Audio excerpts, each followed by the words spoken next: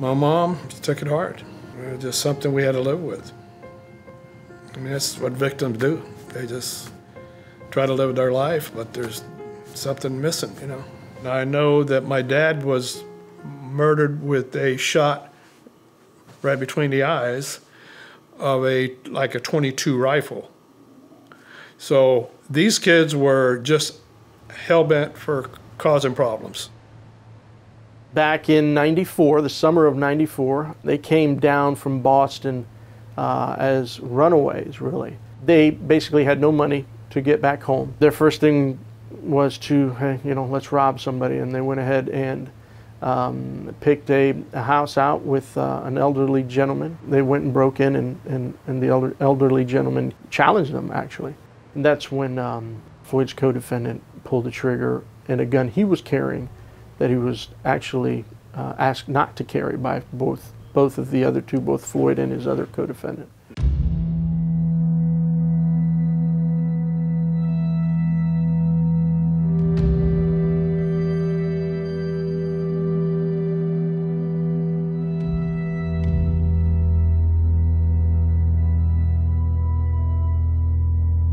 I was convicted and sentenced in 1994 and for first-degree felony murder, attempted armed robbery, and armed burglary of an occupied dwelling.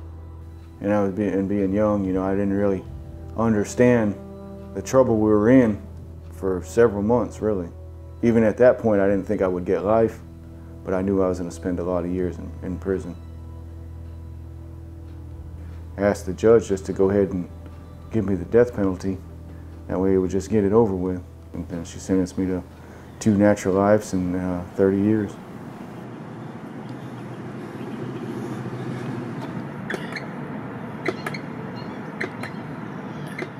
When I first got out, I really didn't go too far from this area right here, you know, because I didn't really know anywhere around here, you know, and not used to going places, you know, so it took a few days to realize that I could just go down the street and hang out at the park or whatever.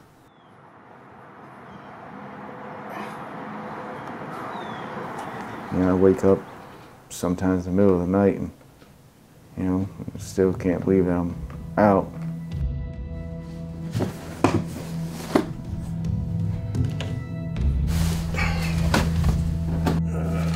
Clippings. When my mom was alive, she had written me this little letter. And then this is my picture of my dad. This is dated 2 days after it happened. This is Thursday, June 9th, '94. It starts off with the heading, "Teen murder suspects laugh their way into the spotlight," and then when it says, "See friends," page 7, it's got the rest of the article where it says, "Friends of victims slain at home, angry, frustrated." To me, I think it was just an arrogance about the whole damn thing, you know?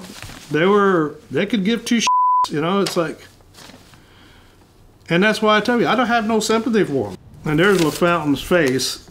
You can see that guy, that kid right there. Who are they to take a jury verdict and change it because now, after all these years, they deem it unconstitutional?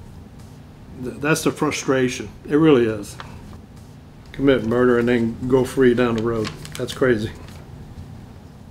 I know there's nothing I could ever say to convince them to feel that way, and I don't blame them a bit. You know, if someone did that to my parents, I don't know if I would ever be able to forgive them, you know, but all I can do is just let people see my actions of what I do while I'm out here now and into the future, and know that I'm a different person than I was then. You know. Let the actions speak for themselves, I guess. Do you think you should be forgiven for this? Yeah, I do, because I know I'm a good person, you know, and I would never do anything like that again. I didn't mean to do anything like that then. What we did was pretty horrible. Sometimes I feel I don't deserve a second chance, really. Don't lose touch. No, I won't. I'm still talking to Deborah and if you find yourself Pastor Clyde and them needing to cry out for help, all that pride's been in the way. Yeah, we're always here. Okay? Appreciate it. All right. All right. I know I've done some horrible stuff, but I've done a lot of good things too, so Maybe it just balanced out in my favor this time around. I don't know.